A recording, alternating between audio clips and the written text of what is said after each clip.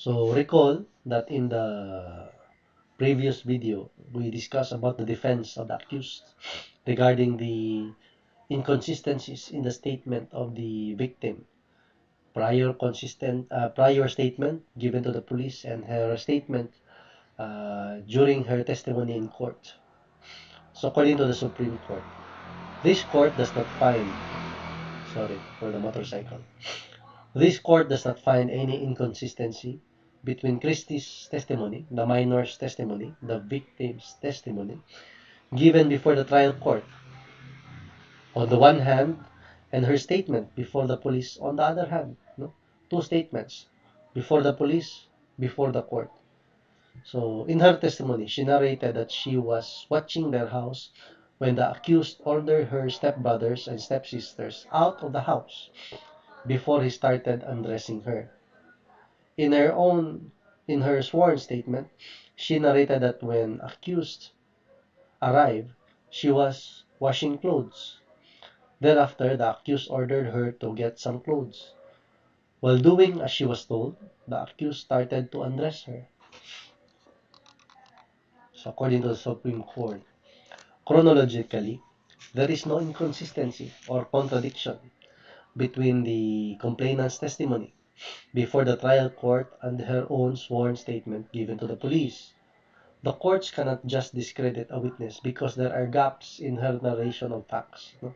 So it is not enough to have just gaps. Maybe if there are really contradictions, like uh, you testify that you went to the left, then you had a sworn statement that you went to the right, and that part of the event or the incident is very important, that might be ground to discredit your testimony.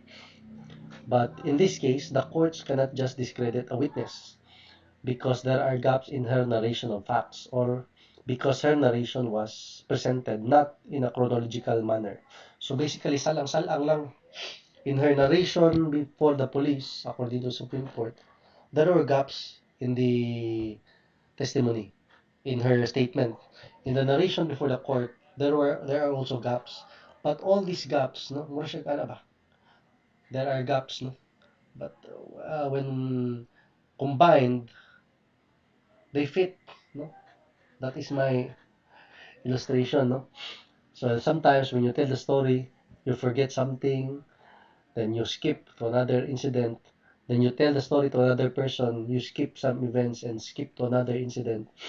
But when you combine the two stories coincide, no? Mo fit ra. It would have been different if ano ba, magbangga jud, di mo fit. So this is the idea. And is this also reasonable, no?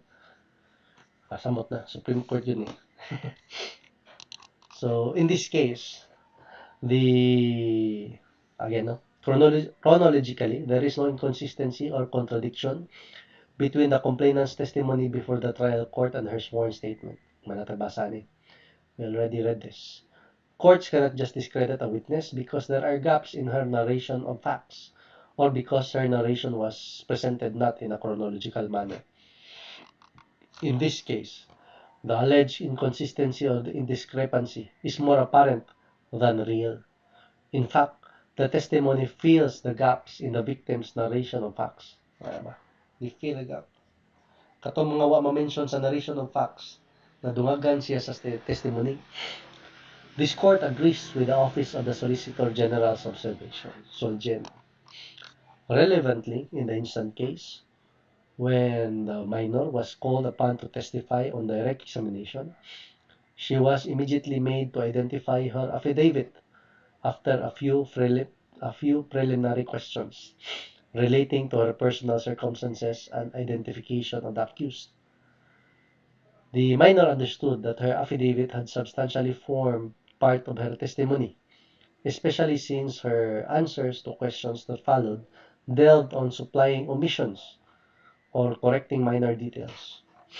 Accordingly, during cross-examination, the minor confirmed and clarified the following. Tingnan lang natin basahan yung testimony sa. unless important at balikan. Okay. So, indeed, the alleged inconsistencies adverted to by the appellant, the accused, were mere minor details which were not mentioned in her affidavit. So, the testimony merely filled the gaps of incidents not mentioned in her sworn statement. There are no material inconsistencies.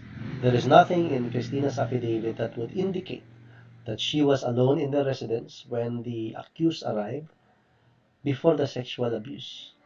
Therefore, it cannot be held to be inconsistent with her declaration on the witness stand that she was in the company of her stepbrothers and stepsisters until she was left alone because the accused told them to go to another store.